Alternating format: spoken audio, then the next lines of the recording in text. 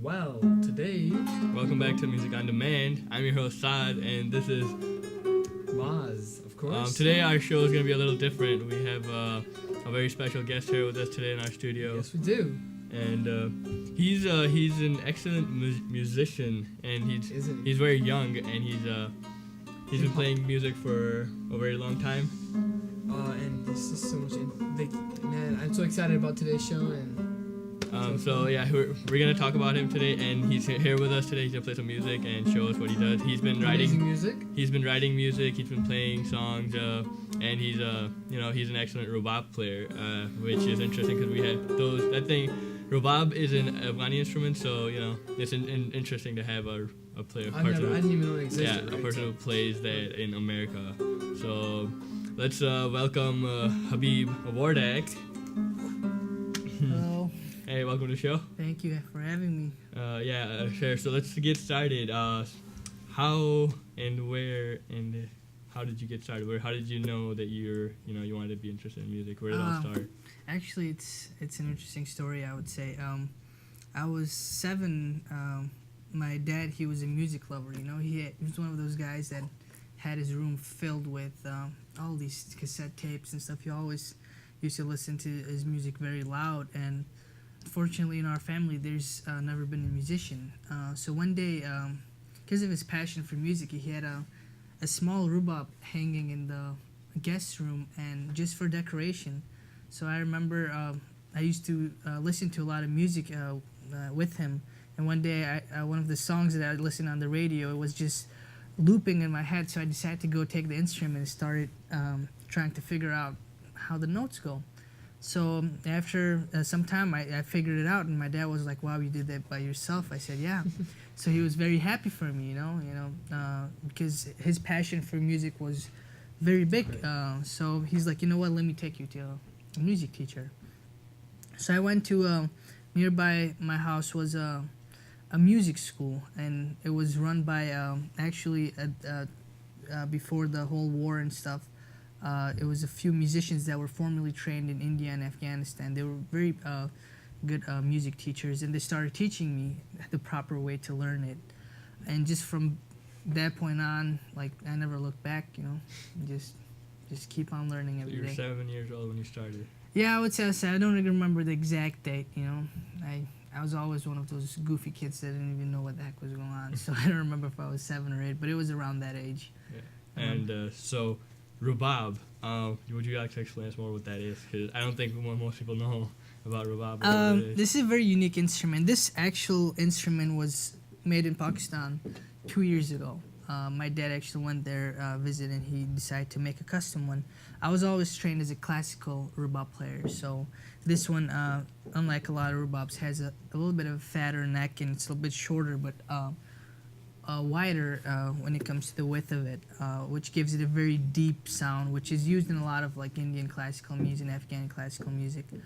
But rubab in general, it's the main backbone of the orchestra for Afghan music. It still is. It used to be. It always has been. And it's almost all the folkloric songs that you hear in Afghanistan have this instrument there. Basically, it consists of 3 strings, which are the 3 main strings. Usually, now the standardized tuning for it is G, C, and F. And it has 2 strings that can be used as almost like a rhythmic plucking, I guess, just to provide rhythm and a little bit of... and then there's also, usually depends, it's anywhere from 10 to all the way 18 sympathetic strings. And these strings vary based on, obviously, how much space you have on the rhubarb, whether it's small rhubarb, large rhubarb. And what it does is it's a very unique function, unlike guitar or other string instrument, where they rely on the acoustics of the wood itself.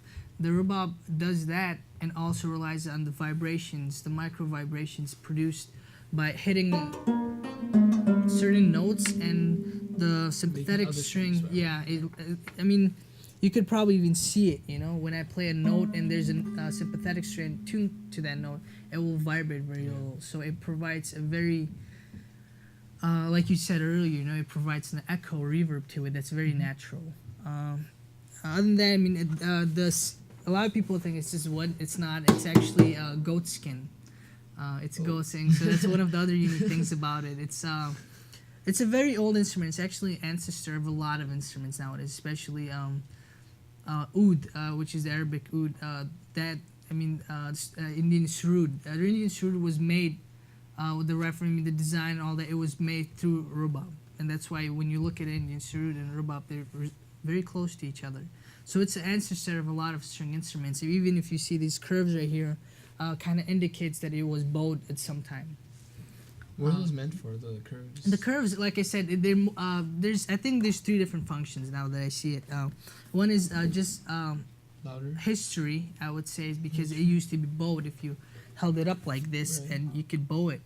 Just like a violin, how they have the curves on the sides. The second function is, I think it's acoustic. There's a very narrow opening in there. So you have one bowl right here, and then the second space, these are big spaces that are empty, and there's a little, almost like a speakerphone. So what the sound, when it gets vibrated inside there, it kind of amplifies into this next region. It kind of does back and forth thing. It gives it that reverb. And the third one, I think, is, I wouldn't say it was meant to be like that, but it doesn't let it move. So I think that's what it's for. But I don't know. It could be for something else. But I mean, for years, That you makes guys helped sense. me. Yeah, it just stays in spots, especially when you're doing really fast moves with a lot of physical, Just slip movement. off. Yeah, it might just slip off, especially if you're wearing. And it you doesn't know. have a strap on like. the Yeah, guitar it and doesn't everything. have those things. So that's why one of the other reasons I think it's functional. Yeah. Nice. So you've grown up in Afghanistan all your Yeah, life? I was actually I was born in Peshawar, Pakistan. My family moved there from Afghanistan during the.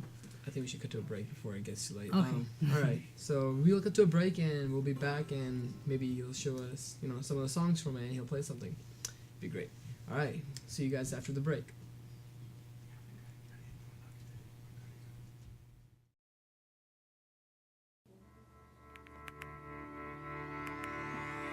I was built to be the best, number one and nothing less. Lead me to my destiny. I have waited patiently. I have vision, though I believe.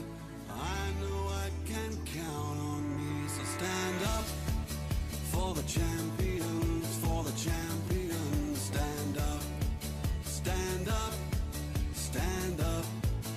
For the champions, for the champions, stand up. For the champions, for the champions, stand up. Stand up, stand up. For the champions, for the champions, stand up.